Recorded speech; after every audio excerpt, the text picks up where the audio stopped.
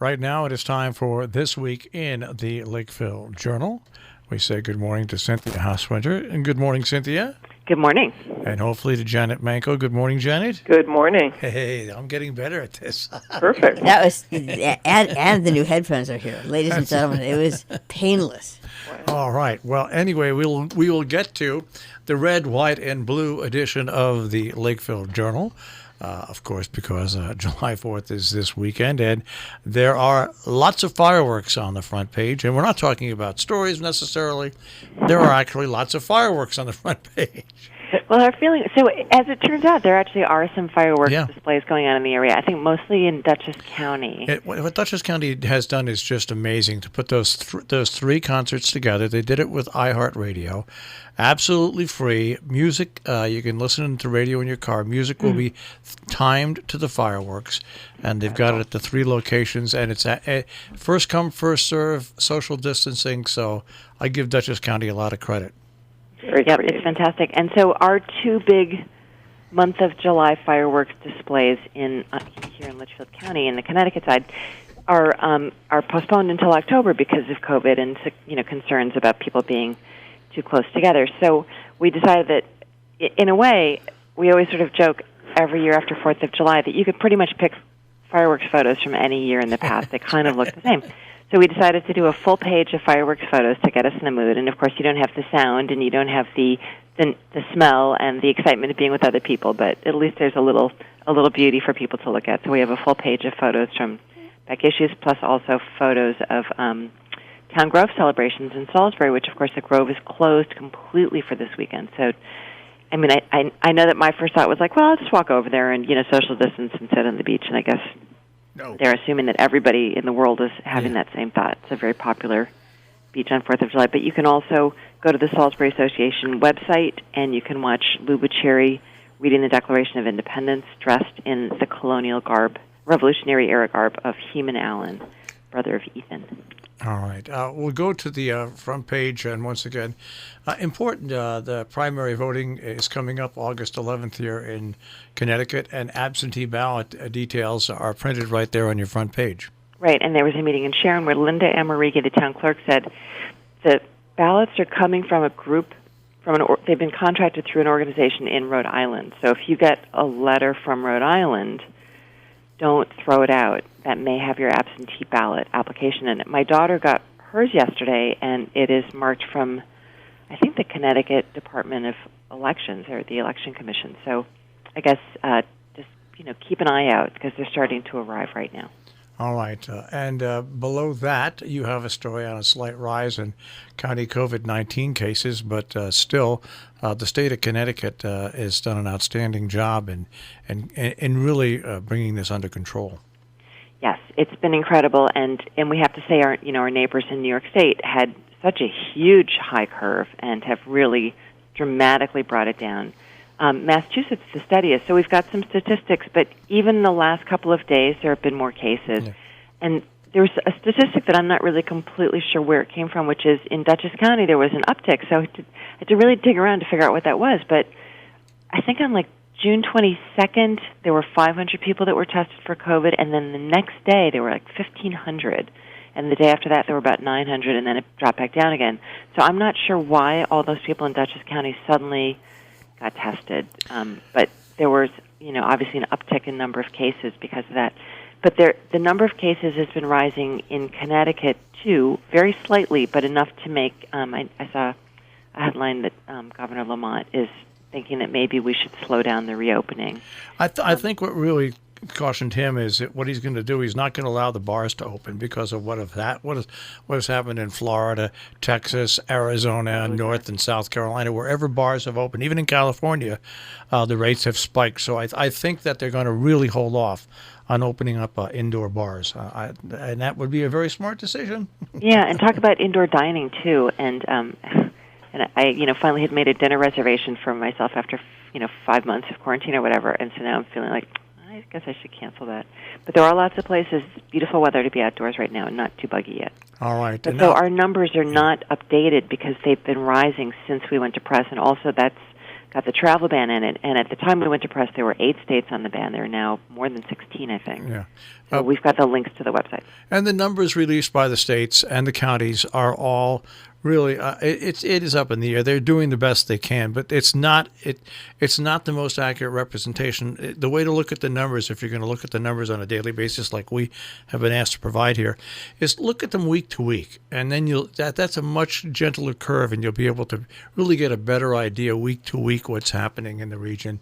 And because otherwise you can go crazy just checking the numbers every day.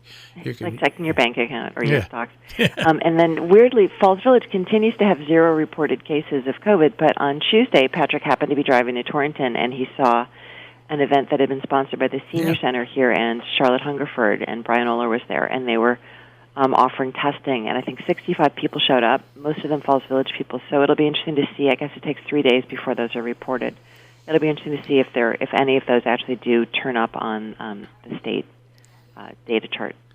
All right, I want to move over to an event that we publicized, and I think it was a great event put together very quickly by Maria Horn, also by Housatonic Valley Regional High School's Superintendent Lisa Carter and other folks at Housatonic Valley Regional High School, and also people from Torrington. And that was the fresh produce that was provided by the USDA to Torrington, and they had too much, and so they shipped it over to Region 1 at the high school, and a bunch of people lined up for it. Right, and thank goodness, what a wonderful thing to hear at a time like this, that there's too much food. But yes, there was a long chain of people and organizations that had to come together to do this. The USDA, I have to say, has been making an effort to really make sure local families are fed, and we often feel here in the Northwest corner that we're ignored a little bit, but I would say that's not been the case. The USDA has been providing meals through the school district, and then boxes with lettuce, celery, carrots, bread, and some other things. Yeah. Now, you've got a story by Patrick Sullivan, and the headline explains it all. Loose plans unveiled for schools to open in fall. These are just basically, like when I was in school, you used to have to write an outline for a paper. These are basically like that outline for a paper. Yeah, they're going to be like a request for proposals almost. So the Governor Lamont has he's expressing a general willingness to have schools open in autumn, but he's kind of saying, I'd like to hear from all the regions. Like, let me know what you're thinking. And, to his credit, he's asking everybody what they think and not just saying, here's what we're going to do. And it'll be interesting to see. Things are changing, and even in the last few days, as we were just discussing, a big change in COVID cases. The hoped-for summer lull has not happened. Clearly, warm climates have not helped because most of the most impacted states are the warmer states. So I guess they're going to wait and see what happens in autumn. I think a lot of parents are really, really praying that school opens again. It's been a very rough spring for them. And in association with this, I'm really impressed with our Representative Johanna Hayes in Congress because even though she's a freshman, she immediately spoke up and wasn't necessarily that happy with what the governor had said at the outset. And what I loved about her is she's a former teacher. She was very independent and stood up and said, I really don't know about this plan. Yeah, and I think nobody really knows. Yeah. I think even Lamont is pretty clear, like he doesn't even know. So, yeah, but good for her, and she's great, and we're so proud to be represented by her and so many of our Connecticut state officials right now. It's been a great time to be proud to be a Connecticut resident. All right, so now let's go to the plastic bag story. Well, and as I've been out shopping, because that's the one thing I do is I go out and I get groceries, and you get a good sense of what's happening on all the different towns. But I would say it's not as though everybody woke up on the day that this went into effect and said, well, you're paying for plastic bags, and they don't really want you to bring your own bags in. I really like using cardboard boxes. They always have cardboard boxes that are discarded from deliveries, and they're happy to have you take them because they don't have to recycle them, and it's a wonderful way to carry your groceries. But I would say it's not clear to me that 100% of stores are once again charging for plastic bags. They don't really, and I was at a store yesterday, Freshtown in Amenia, where they had signs side by side that said, don't forget your reusable bags, and next to it saying, don't bring your reusable bags. So it's all, it's really up in the air right now, but always good to have your bags with you. All right, and of course, you've got a story, Cynthia, about the government's request about travelers self-quarantining, and it's very hard for the state to really, unless you're coming in by airplane or by bus, where they can really trace you. But hopefully, people will follow the orders. Yeah, even then, it's not like they can come to your house every day for 2 weeks and check on you. But interestingly, because of course, people were joking that that Florida had been saying, no New York State people coming into Florida, and now, of course, the tables are turned. And I would have to say every single person I know who has an apartment in New York was in their New York apartment for 24 or 48 hours this week, and it's been pretty crowded there, and I would say it's not over, and maybe, as Gordon Ridgway said at the very beginning, if COVID, we're happy to have you up here in Litchfield County, but if you're going to come up here, it's better to not keep going back and forth. Yeah, absolutely. We're going to be dealing with mask and social distancing for a long time around here, and if everybody follows the rules, guess what? It's shown it works. Now, you've got a story here because we're at that time of year, the safety reminder for cyclists and pedestrians. Yes, actually, Peggy's name just went right out of my head. Peggy, who I play tennis with, Peggy Martinez had emailed and said, there's so many people that are out on the roads walking, and it's wonderful, but there's a lot of basic safety rules that people forget. Even simple things like wearing brighter colored clothes, especially if you're out in the dusk.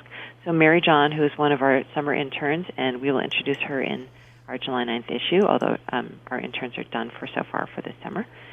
Mary John went out and did some research and just did some reminders of, safe cycling and safe pedestrian activities. And really, this is a story that's been relevant for months now. But I was just out, as I was driving here on Salmon Kill Road, cyclists out on the road, very curvy road, and some young woman came flying around a curve in her beat-up old Volvo sedan from 20 years ago and went very wide and came around that curve super, super fast. So a reminder to drivers, you got to come around those curves a little slower, but also a reminder to pedestrians and cyclists that those cars are coming around those corners pretty fast, and they're not watching for you. So if there's four of you standing abreast in a road, you're in danger, and don't do it. And also remind bikers, I go home once again, and I go up Mount Riga. And when I'm driving up Mount Riga, there's bicycle riders that are not from the area that are coming down extremely fast. And I've followed a couple of them. I've turned around and gone down at the bottom of the hill and said, really, it's not a good road to come down here as fast as you can on. I know that it's a lot easier on you that way, and they were all very, they forgot that it's a residential zone. There's dogs, there's cars, there's a lot of things that go on there. And when you're on a bike, it's really hard to stop when you're going downhill fast. I wouldn't go down that hill fast, even if there weren't cars and dogs and bikes. I know. It's really curvy. And I don't like to walk down the hill fast, as a matter of yeah, fact. it's dangerous. And, people have been sort of pushing back on our having put out warnings about the safety in the Great Falls and down in Kent at the falls. And in fact, Michael Clemens has been talking to us about, a citizen group that's putting together restrictions. And, our intention is not to be mean to people. Our intention is to say, we've lived here for a long time. We're in the news media. We know that there's a lot of bad consequences that happen. Even if 99% of the time nothing bad happens, something really bad happens every couple of years. So we are just trying to be helpful. We get very, very sad and very tired of reporting about deaths when they just don't have to happen. Right, and for our volunteer EMS, it's very traumatic for them and really leaves a scar on them. All right, I want to go to something that I think is a pretty cool idea, and it's in the Our Town page, and that is Sharon Audubon has now a long-running scavenger hunt, which is going on. Right, and Matt Andrulis Meddy, who's been the Sharon Rec Director since I moved here in the 90s, very inventive, and he was like, we should have a scavenger hunt. And then he called Audubon, and Wendy Miller, the education director there, said, yeah, that's a great idea. So you have to email. As far as I can tell, you can't go to their websites to find it. You have to email Matt, and Matt will email you back. But it's going to be a list of birds and things to watch out for, and what a great educational family activity. Or, if you're living alone up here, what a great way to go out in peace in the countryside and have a purpose. And if you don't have it, you can get Matt's email on the Sharon Town website, as a matter of fact, and also in the paper. It's also in the paper. Yep. The affordable housing plan is back in Falls Village. It's smaller, but is it small enough? All right, we're already getting letters about that, and Janet, we'll talk about that in our on our letters page. But yes, they've listened to people, which is to their credit, and realize that they have to work with the community, and if the community doesn't welcome it, that it's never going to succeed. But it feels like they've been pretty responsive, so that is now going to be moving through the Falls Village the hearing process, so details on that in that article. And, of course, town meeting coming up in Sharon, all the basics of a town meeting. And Leila Hawken did a very funny story where she went to the first in-person meeting in Sharon at Town Hall, and she took a photo of it. But, Leila's very funny in a very deadpan kind of a way, and talks about how much the reporters have enjoyed really covering meetings by Zoom. So it's going to be an interesting thing to see if all the meetings start to go back to being held in public at Town Hall. All right. North Canaan, finally, their highway project is getting underway, and it's beginning, I think, in a couple of weeks or maybe a week or so. Yeah, of course, one never knows in North Canaan when these highway projects are going to be, and they do tend to take a long time. But they're going to be redoing that whole area over by the depot, and that is going to cause some traffic problems. The first projects they're working on are not going to interfere with traffic, supposedly, but keep an eye out and think about some alternate routes.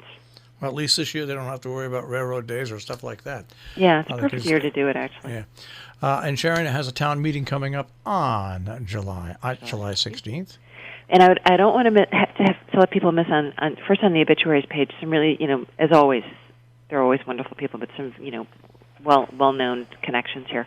But Shane Stanfill, who was an intern with us last year, and great, I just noticed we misspelled his name. We always miss something. Sorry, Shane.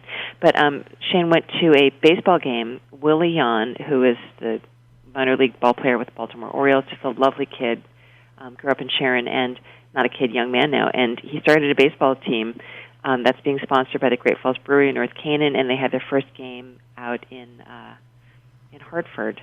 And a very wonderful write-up by Shane about what that game was like. I want to go on to the Viewpoint page and also the editorial page. We'll start off on the Viewpoint page. I like the headline, Snowflakes Fall on the Times and the Paper Melts. That's right. Dick Ollis wrote his own headline on that, as he often does, and it's very descriptive of what he writes about, the fact that because of pushback on a column that New York Times published by Senator Tom Cotton, the editor of the page ended up resigning, and it really was a well-discussed and difficult issue. So Dick talks about this situation from a journalist's point of view, and it's fascinating. And you have Michael Duca and Carol Asher also with columns, and of course Peter Steiner's comic, which in itself is an editorial. That's right. And if you know or like dogs or both and have one, by all means read M.A. Duca's column. It's really by Elsie as told to him, so don't miss that. And Carol Asher, a very good column on qualified immunity and the obstacle it's presented in good police-community relations. All right, your editorial, we're opening but still need to be cautious. Right. This is, we were talking about this as we're going through the front page stories here, and everything we're doing as we're going stage by stage and opening, we really have to remember that there is no vaccine, there is no cure for COVID-19, and already in this area we've been seeing gatherings at outdoor eating areas where there are no masks and people are not socially distancing, and we just have to be careful as we do this. We want to support our local businesses, that's for sure, as best we can, but we have to do it safely. So do give that a read. We have a wonderful letter from Leslie Elias about the concerts that Mr. Krupa and support staff pulled together for the students at Housatonic Valley Regional High School, and she has a couple of links there where you can see the kids playing, and talks about her twin sons' experience with the music program. So it's really great. And of course, the letter, Culture Rules got a letter about the development for Falls Village. Now that is back on the front burner again in Falls Village. That's right. Coulter is part of the neighborhood where the development is proposed, and he is bringing up the objections, and certainly they do still think it's too large, and there are other questions they have that are enumerated here very well. We also have another topic we've been talking about, and this is from Catherine Palmer Payton. Her son died in the Housatonic River in 2009, and this is around the time of that anniversary. So she has points to make and questions herself. All right, and turning back the pages 100 years ago on this date, Orr Hill, Miss Victoria Levisky has the mumps. Right. And that now And there was no vaccine. now at we that can time. we can laugh about that now, but the mumps were a very, very big problem back then. That's right. It made the paper, and we take these things for granted, but because of vaccines, we escape But these it's a trouses. reminder, actually, that we have had situations before, and we have ultimately prevailed. Right. All right. So with that being said, let's prevail to compass here in the last minute and a half, 2 minutes. And we have to leave time for our special food section, so I'll go through very quickly. KK Kozik, who lives in my old house in Sharon, which I love, has done these beautiful paintings that are very warm and evocative of summer, and it's complex how you get access to them, so to read the article, but they're really worth looking at, and she's written a wonderful essay about it. Hunter Lyle interviewed Ann Makepeace, who's got the new film sponsored by Mary Close and Philip Oppenheimer of the our local volunteers. It's meant to be a fundraising film, but it's interesting, and my daughter did some work on it, and I got to see it. It's just, interviews and footage of our volunteers training and teaching us about what they do and how hard it is. And then Center for Performing Arts is opening up in Rhinebeck with a perfect outdoor play, Midsummer Night's Dream, and the Berkshire Jewish Film Festival is coming up. And very quickly, I do want to talk about our Compass special issue. We had planned to do larger size compasses throughout the summer. With the advertising, it's been tricky, but we felt like there's so many summer events that involve food, and we love those old-fashioned community cookbooks that you can sometimes find at your transfer station or at book sales.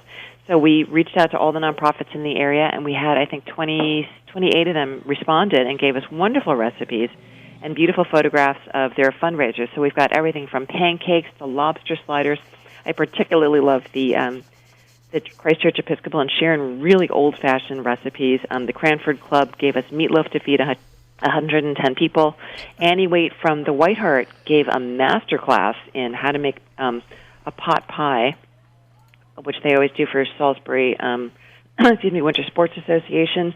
Famous cakes, the orange chiffon cake, a super high level, but anybody can do a recipe for cookies from Bruce Weinstein, the famous cookbook author from Colebrook, and a particularly close one to my heart, Harry Hall's refreshing summer salad from the late Harry Hall, who is just such a wonderful man, dedicated to the Salisbury Visiting Nurse Association. So we do hope you'll pick it up. We hope you'll save it forever and ever. And we remind people that coming up on July 4th, the Sharon Playhouse has their first drive-in theater show, America's Sweethearts. And I think there's still space for about 18 cars left. Oh, that's a lot because it's 52. It's limited to 52. So that should be fun. Yeah, so if you want to go, SharonPlayhouse.org to reserve your space, and you guys will reserve your space for next week. We'll speak to you then. Will.